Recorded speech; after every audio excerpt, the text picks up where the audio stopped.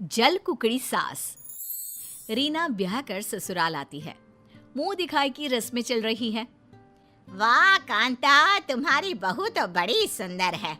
हाँ भाई, चांद सूरज की जोड़ी है। अच्छा, अब नजर मत लगाओ, रात बहुत हो गई है। सब अपने घरों को जाओ, बहू को भी आराम करना है। रीना मन ही मन खुश हो रही है। उसे अपनी सास पर प्यार आ रहा था, जो उसकी इतनी तारीफ सुनकर प्रसन्नता से फूली न समा रही थी। सास में उसे माँ दिखाई दे रही थी। मेहमान जाने लगते हैं। तभी एक आंटी उसकी सास से कहती है, बात सुनो कांता, सुंदर बहू मतलब बेटा छू, इसलिए जरा इसे अच्छी तरह समझा कर रखना। अरे 2-4 दिन बीतने दो, फिर असली ससुराल का मतलब समझाती हूँ। इस तरह दिन गुजरते हैं। शादी के 1 हफ्ते के बाद, बहू, मुझे तुमसे कुछ जरूरी बातें करनी है। जी कहिए माँ जी। देखो, हमारे घर में नौकर रखने का रिवाज नहीं है। घर का सब काम हम खुद ही करते हैं। अब तुम आ गई हो तो आज से ये जिम्मेदारी तुम्हारी। रीना थी एक सीधी सादी और दिल की नेक लड़की। वो सास की चालाकियों को समझे बिना घर का पूरा काम अपने कंधों पर ले लेती है। अब वो दिन रात काम में लगी रहती। उसके पास इतना भी समय नहीं होता कि वो 2 घड़ी शांति की सांस ले, एक पल पति के साथ भी बिता सके। रात को थकन से चूर जब कमरे में आती तो पति देव मुंह फुलाए सोते मिलते। कल से इनके घर आने से पहले सारा कामकाज निपटा लूंगी। लेकिन सास को शायद उसका मन पड़ना भी आता था।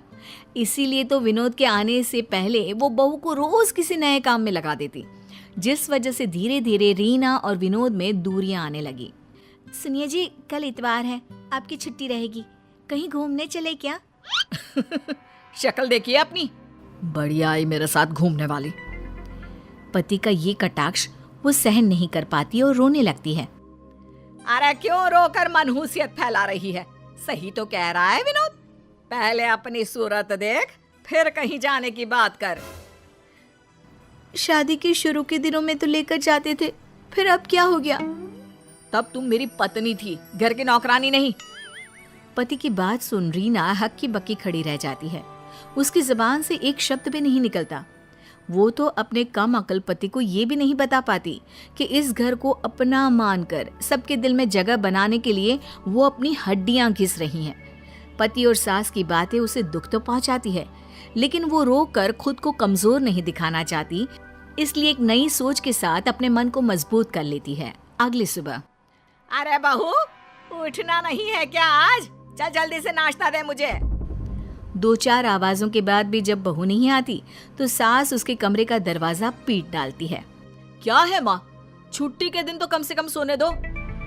कमरे में लेटी रीना मन में मुस्कुरा रही होती है। इधर सास को हैरानी होती है कि तड़के उठने वाली बहू को आज क्या हो गया। अब रोज यही होने लगता है। रीना के मन में होता तो काम करती, वरना सब यूं ही पड़ा रहता। फिर वो पति के आने से पहले सज धज कर तैयार हो जाती। अब लग रही हो ना वही पहले वाली रीना। आज कहाँ चलने का इरादा है? आज समुद्र किनारे चलते हैं। माँ, हम खाना बाहर ही खा कर आएंगे। ये सब देख कांता के दिल पर सांप लौट जाते हैं। वो अचानक बहू की ऐसी काया पलट देख सोच में पड़ जाती है। वाह रे, ये तो ऐसे पलटी जैसा गिरगिट। चलो, वो तो अपना खून नहीं, पर बेटे ने भी माँ को झूठे मुंह ही सही साथ चलने को ना कहा। आने दो इनको, मैंने भी रंग में भंग ना डाला तो उसकी सास नहीं। रात गए जब वो दोनों घूम फिर कर आते हैं तो देखते हैं कि कांता ड्राइंग रूम में बैठी करा रही होती है। अरे क्या हुआ माँ, आप अभी तक सोई नहीं? तबीयत तो ठीक है ना? तबीयत को क्या होना है, बस शाम से कुछ खाया नहीं, खाली पेट चक्कर आ रहे हैं। बहू से कहना कुछ बना दे मेरे लिए। सास की बात सुनकर रीना किचन में चली जाती है। अभी इसे दोबारा पहले वाले रंग में लेकर आती हूँ।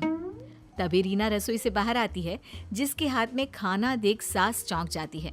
लीजिए माँ जी खाना। है? इतनी जल्दी बन गया?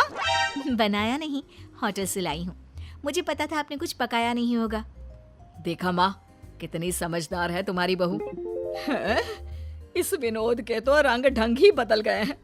ऐसा क्या घोल कर पिला दिया है जोरू ने?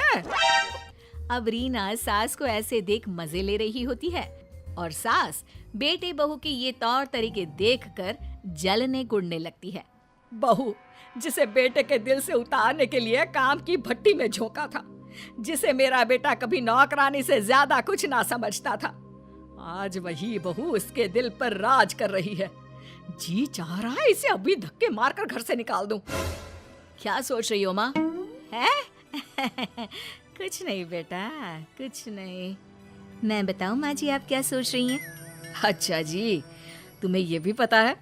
बताओ बताओ। माँ जी का जी कर रहा है कि वो मुझे इस घर से निकाल दे।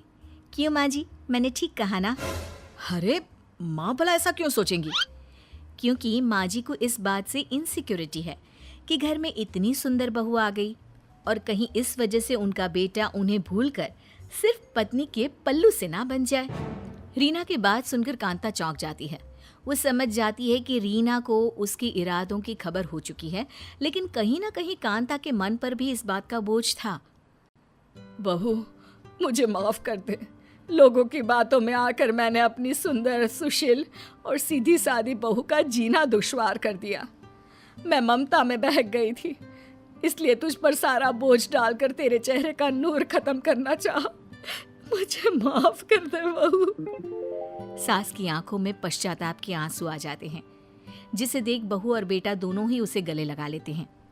रोइए मत माँ जी और माफी भी मत मांगिए, गलती किसी की नहीं है। लेकिन बहू तुझे ये सब कैसे पता चला? मैंने छिपकर आपकी और पड़ोसन आंटी की बातें सुन ली थी। वैसे माँ, सुंदर बहू लाने का अरमान भी तो आपको ही था ना? अरे तो क्यों ना लाती? घर में कोई तो मुझे टक्कर देने वाला होना चाहिए ना। तुझसे तो उसकी उम्मीद नहीं कर सकती। अच्छा, अब सास बहू एक होकर मुझे फंसा रही हो?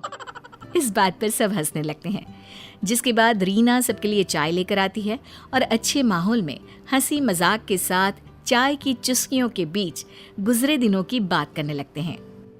जैसे मैंने बिना सोचे समझे बस बहू को विलन समझ लिया। अगर कोई दूसरी होती तो शायद मेरे बेटे को मुझसे कहीं दूर ले जाती। पर आज मैं भगवान का लाख शुक्र अदा करती हूँ कि मुझे ऐसी बहू मिली है जिसने इतना सब होने पर भी समझदारी से काम लेते हुए सब कुछ संभाल लिया। और आपको भी समझदार बना दिया है ना माँ? लेकिन अब सब ठीक हो गया है और अब हम हमेशा साथ रहेंगे। परिवार तो आखिर परिवार है, कैसी भी सिचुएशन क्यों ना हो। अगर हम गुस्से और जल्दबाजी में फैसले करने की जगह शांत रहकर समझदारी से काम लें तो सब कुछ मुमकिन हो सकता है।